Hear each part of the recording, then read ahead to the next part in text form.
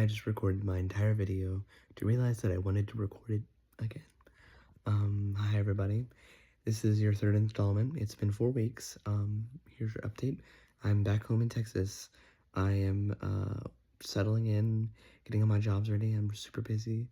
I'm in a production of Assassins as Charles Couteau, and I'm about to, do my MT auditions again, to get back into my school. So there's your update. Today's topic, something that I'm very passionate about, and it has to do with the reason why I want to be a teacher. Let's talk about the performance world for a minute. So I was talking about somebody today that I'm not a super big fan of working with, and I think that they're just not in a good spot right now, and it's because they are this incredible singer, but they refuse to take notes from people, from their directors and such. They refuse to take acting notes or dancing notes or even singing notes, and they have this huge ego. They think that they're better than so many people, and it's just like, okay, so they're just kind of wasting how great of a singer they are, and they're shooting themselves in the foot over this potential, and it comes from a mindset that we can clearly link it to when it comes to actors. This dog-eat-dog mindset. This mindset that you have to claw by pushing everybody aside and all of that. And while you might argue, well, you need to put people aside to kind of keep attaining. No, I'm talking about putting people down, that you are the only thing that matters in this industry, and that you have to believe, to constantly believe that you're the only thing that matters in order to be famous and successful. And it's just not true. It's just not true. So as you know, I want to be a teacher, and I want to remove that mindset, because let's talk about ego. Ego. We all have an ego. I have an ego. I think that I have a pretty balanced ego. My ego kind of leans a little bit lower. I think that I'm a fantastic performer, but I don't even just think, I know that I'm capable of so much more, and that I know that I have to keep training, and that I know where I lack, and I tend to beat myself down kind of harsher when it comes to singing. I really beat myself down. I know that I'm not as strong there, but I know that I can keep getting better, and I know that I'm capable to keep getting better. And I would be lying to you if I told you that I didn't think that I was any sort of good. I do. And everybody has that kind of ego. It's not bad to have an ego. You can have a healthy ego.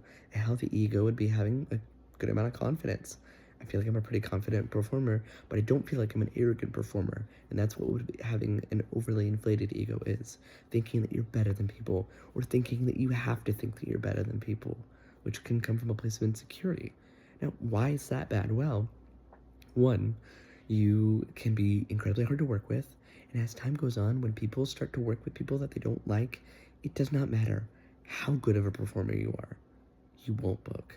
And people will argue, well, that's not true. There are some famous people. Okay, sure. Every now and then it'll work. But most of the time, probably not. And even then, if you want to compare yourselves to them, would you still want to be that kind of person? Or do you just want to be where they're at? Right. You probably just want to be where they're at. Having that, you are overly confident, cocky, arrogant. You beat people down. You push people down. It can lead to you bullying people, and it can really lead to people not liking you. And then it can come from a place of insecurity, thinking that you have to be this good and all of that. And eventually, a lot of young performers will burn out because of that. They will think that they've peaked because of how filled in their head they are, and when just a little bit of opportunities stop coming, that's it. And they like to stay in this comfortable little area where they can remain super overconfident and all that, and then they burn out, and then they give up performing. And these are incredibly talented young performers that do that. Or we have the opposite end, where they just believe that they're terrible, and they could be unbelievably incredible performers, and they can just give up because they believe that they're so bad, because their ego is just so underly inflated. They have no sense of confidence. And it's awful. And it comes from this dog eat dog mindset. It does. There is no world where it is law where you have to do that in order to succeed. I can give you examples of people doing that and succeeding, and giving you examples of people who don't do that and succeed. And no matter what, you're going to argue, well, this or well, that. But let me present you with a different way to think about it.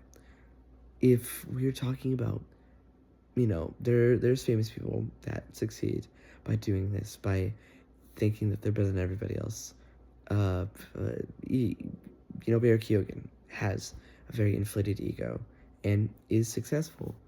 But you ask a lot of people, well, do you like Barry Keoghan? And a lot of people might tell you no. Why? Well, Barry Keoghan, pun, obviously, cheated on Sabrina Carpenter. So that's not even to think about. Relationships, fine. We'll bring that up a little bit more. But also, Barry Keoghan has problems with their fans. They just have been mean to their fans. Another one is Ezra Miller, the person who is playing the Flash.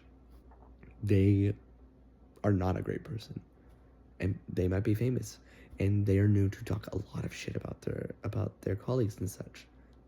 Do you want to be them?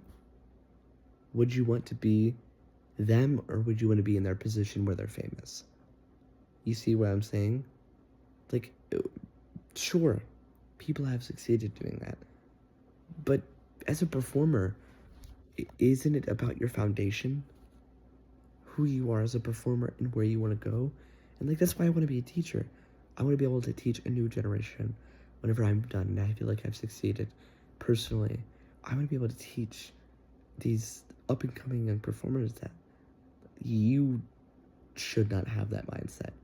It won't be healthy for you, because a lot of performers we as performers are very vulnerable.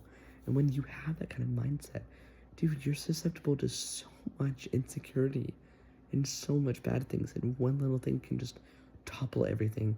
You could feel like you're not insecure at all and have this boosted ego, and then one little domino and boom, you just give up.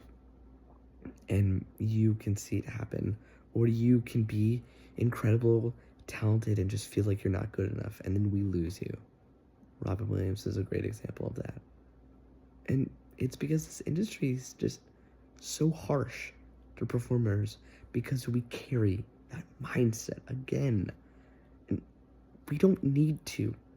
Newer people who get into this are also afraid to perform because they think it's like that. When people look at performers, they think that we are these dramatic, backstabbing SOBs, because people do that. And they don't need to. You get so much opportunity just by sharing auditions with people. I know people who are on cruise lines right now who got their audition from a friend. I have sent out, every time that I get an audition, I just load that shit to everybody that I know. I'm just like, please audition for this. Because if I don't book, at least you did. You know what I mean? At least you're kicking off your career, or you're taking another step forward that I wasn't going to take anyways, whether you auditioned or not. It's apparent that I wasn't going to book. So at least you did. And we should be having this mindset, because not only is it good for us as just people, but it's good for us as performers, because that's how you build genuine friendships and respect. And people would much rather work with somebody who's nice than work with somebody who's the cock of the walk, but they're just a dick. Like, I've met people and I've seen people not get casted in these big companies just because they were a dick.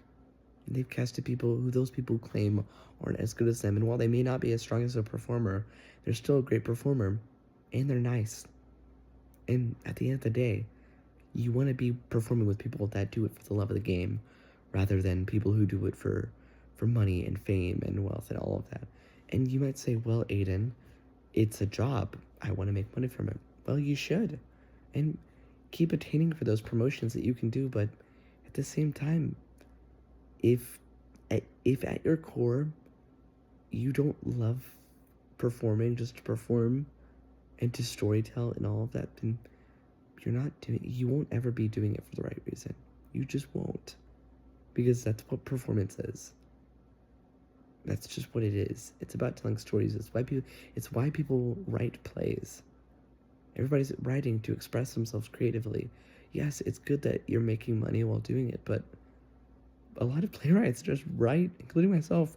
I'm writing something, not expecting to make a lot of money from it, but I want to put that out into the world, because I could be in a room with 1 million people watching me perform, and none of them could be inspired, and they could all miss the message. Or I could be in a room with 10 people, and all of them could be inspired, and it could deeply affect their life, and they could go on and become greater versions of themselves. That's what I want. I'd rather be in that room with 10 people who see me, rather than being in a room with 1 million people and getting paid a bunch of money for it. Because if they don't care about my performance, then they don't care, you know? And like, I don't know. I think that's something to think about. Am I always going to attain to be getting money for it? Well, of course. But I don't think that should be my number one priority always. And I think that that's what builds that mindset. So just please, please, please, please understand that no matter how good you are always capable of being better. And that's not a bad thing to know that you can be better, because you should also acknowledge that you're good. But don't get carried away. Don't think that you're not capable of getting better. And also, for the love of God, don't be a dick, man. Again, to this person, I mean, they don't even know that I'm talking about them, but like, they are so talented vocally. Like, I would kill to be where they're at vocally, but they're just wasting away. And I don't want you to burn out. I don't want them to burn out.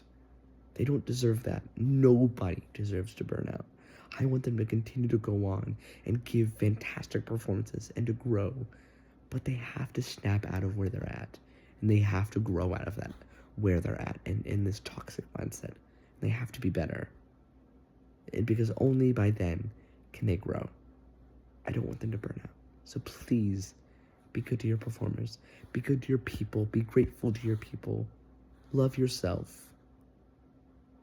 Have confidence, but don't be arrogant. And please, stay safe.